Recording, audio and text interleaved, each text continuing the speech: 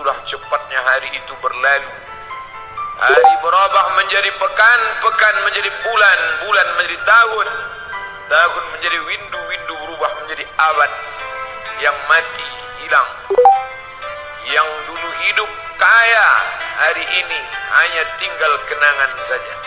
Kemana mereka dulu yang hebat-hebat, bangsawan, para penguasa? Semuanya mati ditelan zaman. Yang tinggal hanya apakah dia orang paling baik, dicatat dengan tinta emas, atau dia orang paling jahat, dihujat, dicaci dan dimaki. Harimau mati meninggalkan belang, gajah mati meninggalkan gading, manusia mati meninggalkan nama, nama yang baik atau nama yang buruk. Wa tilkal ayyamu nudawiluha bainan nas. Demikianlah hari demi hari kami pergantikan di antara manusia. Untuk apa hari ini dirubah Allah Ta'ala? Mengapa hari ini datang silih berganti dan kita ada di dalam zaman itu? Liya'lam Allahu alladhina amanu. Allah ingin menguji siapa yang imannya tetap istiqamah, siapa yang masih tetap beriman sampai hari ini. Khatib mengucapkan alhamdulillah, nikmat yang paling besar adalah nikmat istiqamah dalam iman dan Islam. Berapa banyak ketika hari berubah, yang dulunya dia adalah orang baik-baik, hari ini berubah menjadi tidak baik. Yusbihu mu'minan, pada waktu pagi dia beriman, wa yumsi kafiran, petang hari dia berubah menjadi kafir. Maka kita selalu meminta, ya muqallibal qulub, wahai engkau yang membolak-balikkan hati, tsabbit qulubana, kokohkan hati kami, ala dinik, dalam agamamu, wa ala ta'atik, dalam ketaatan kepadamu. Berapa banyak yang dulu susah melarat, miskin, untuk sesuap nasi pun sulit, tapi begitu dilapangkan Allah rezekinya, tidak menjadi hamba yang bersyukur. Dia lalai, dia sangka itu karena jerih payahnya, dia kufur nikmat Allah Subhanahu wa ta'ala. Tapi siang hari ini, alhamdulillah, ada hamba yang disehatkan Allah, dia tetap bersyukur. Ada hamba yang ditingkatkan Allah rezekinya, dia tetap bersyukur. Ada hamba yang dinaikkan Allah kuasanya, dia tetap bersyukur.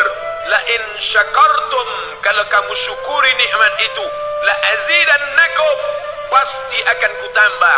Wala in kafartum, tapi ingat, kalau kamu kufur, kamu ingkar, inna azabi lasyadid, azabku amat sangat hebat, amat sangat dahsyat, amat sangat mengerikan.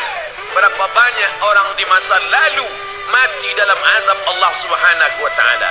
Tapi itulah manusia, diambil dari kata nasya, lupa. Dia tidak pernah ingat apa yang pernah ditimpakan Allah kepada kaum-kaum sebelumnya. Wa ila samud akhahum salihah, kepada kaum Samud diutus Nabi Saleh. Mana mereka sekarang? Punah, musnah, tidak ada lagi di atas muka bumi Allah. Wa ila Madyan akhahum Syuaibah, kepada kaum Madian diutus Nabi Syuaib. Mana mereka sekarang? Punah, musnah, tidak ada jejaknya di atas muka bumi.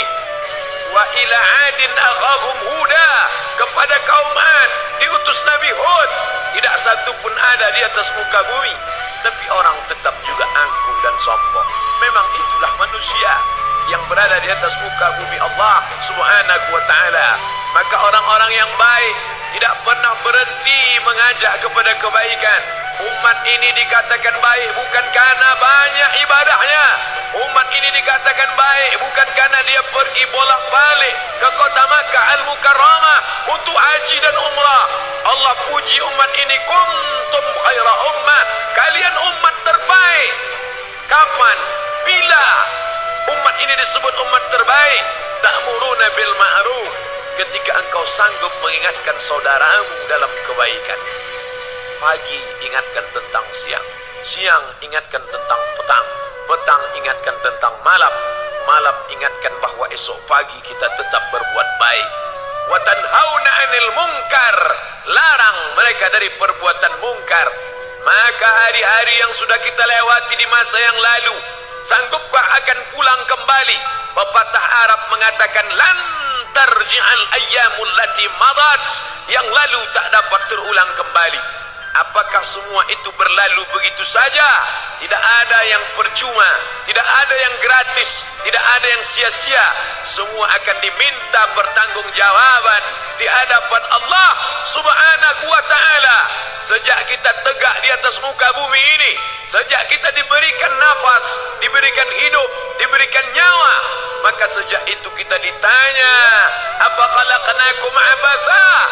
Apakah kalian kami ciptakan sia-sia? Apakah kami sangka? Apakah kamu semua menduga bahwa kami menciptakan kamu lalu kamu tidak akan kembali menghadap kami? Semua akan diminta pertanggungjawaban di hadapan Allah Subhanahu wa ta'ala. Tidak ada kata yang dapat terucap dari lidah orang beriman selain ucapan astaghfirullahaladzim. Ampunkan segala dosaku di masa yang lalu. Aku lalai dan lupa ya Allah. Kami termasuk orang-orang yang menghilangkan usia kami ya Allah. Kami tak tahu ke mana umur kami selama ini. Berapa jam untuk perbuatan dosa, berapa untuk perbuatan maksiat. Padahal ketika tiba masa, kami semua akan menghadapmu. Dan pada saat itu semua akan dihitung menit demi detik. Detik semuanya tak ada yang dapat dari luput panggilan Allah Subhanahu wa ta'ala. Tidak ada yang lepas daripada pengawasan. Inna alaikum lahafizin. Bersama kamu ada malaikat hafazah kiraman mulia katibin mencatat. Ya'lamuna ma taf'alun. Dia tahu semua yang kamu lakukan. Betapa waktu-waktu yang lalu itu tak dapat kita tebus dengan apapun selain kita perbaiki di masa yang akan datang. Tingkatkan kualitas salat berjamaah, tingkatkan membaca Al-Quran. Andai usia kita sudah lanjut, tak dapat kita jemput, maka kita didik anak cucu generasi akan datang menjadi generasi yang Qurani dan Islami. Sab'atun yudhilluhumullah, ada 7 di antara yang dapat naungan Allah. Yauma la dhilla illa dhilluh, hari itu tidak ada naungan kecuali naungan Allah Subhanahu wa ta'ala. Di antara yang mendapat naungan itu adalah syabun, anak muda, nasya'a fi ibadatillah, anak muda yang tumbuh beribadah kepada Allah Subhanahu wa ta'ala. Andai masa muda kita penuh dosa, andai masa muda kita penuh narkoba, andai masa muda kita penuh zina, wal iyadzu billah wa na'udzu billah, jangan sangka Allah tutup pintu taubat. Innallaha la yaghfiru an yushraka bihi. Allah tak terima taubat orang yang mempersekutukannya.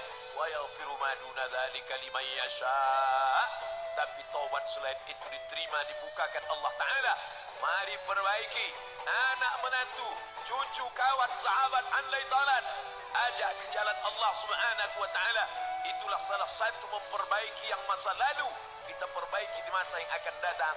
Di antara tujuan Allah mengapa dia buat kita masih hidup di akhir tahun ini, ya'lamallahu allazina amanu, Allah menguji siapa yang masih tetap dalam istiqamah iman dan Islam. Tujuan kedua, mengapa Allah buat kita hidup sampai hari ini? Wa yattakhidha minkum syuhada, wa yattakhidha minkum syuhada. Allah ingin melihat siapa di antara kita ini yang layak untuk menjadi syuhada. Iskariman, hidup mulia, au mut syahidan, atau mati syahid. Pilihan orang Islam tidak banyak. Kalau hidup, hidup mulia. Kalau mati, mati syahid. Jangan hidup hina, mati terlunta-lunta, tidak diterima Allah Subhanahu wa ta'ala. Hidup mulia atau mati syahid dipersaksikan oleh para malaikat. Man kharaja fi talabil ilmi, siapa yang keluar rumah dengan niat menuntut ilmu, fahuwa fisabilillah, maka dia seperti orang yang berjihad fisabilillah, yang jauh meninggalkan kampung halaman, menuntut ilmu di perantauan. Jangan kau sangka kau anak yang terbuang, engkau adalah seorang syahid. Andai mati dalam perjalanan, maka matimu adalah seorang yang mati syahid. Mencari rezeki yang halal, meninggalkan anak dan istri, demi untuk memberikan nafkah, menjaga diri dari riba, menjaga diri dari Arab, menjaga diri dari syubhat. Ditinggalkan anak yang masih kecil, istri yang memerlukan kasih sayang. Kutinggalkan kalian bukan karena hawa nafsu, tapi ingin mencari yang halal. Tetesan air mata, penuh keringat dan kerinduan, munajat di tengah malam, dibayar Allah Ta'ala dengan tetesan darah seorang syahid. Man mata duna malihi, siapa yang mati membela kehormatan hartanya, fahuwa syahid, maka dia mati syahid.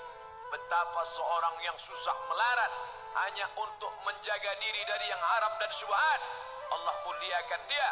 Inna akramakum indallah, yang paling mulia di antara kamu di sisi Allah, atqakum, yang paling takut kepada Allah. Ramai kita di rumah Allah ini, yang paling kaya kah yang paling mulia? Tidak. Yang paling ganteng dan paling hebat kuasanya kah yang paling mulia? Bukan. Yang paling berilmu, buya, kiai, ulama, apakah dia yang paling mulia? Tidak ada jaminan.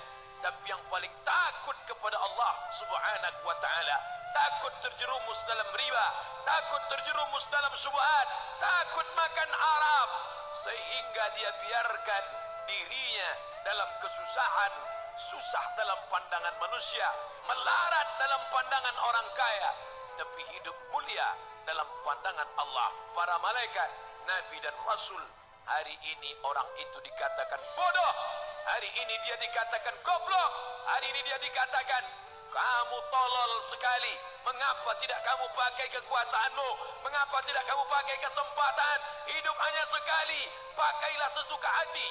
Tapi dia takut kepada Allah Subhanahu wa ta'ala. Pagi dan petang dia katakan, Allahumma ajirna minan nar, Allahumma ajirna minan nar, Allahumma ajirna minan nar. Selamatkan kami, aku, istriku, anakku, keluargaku dari api neraka ya Allah.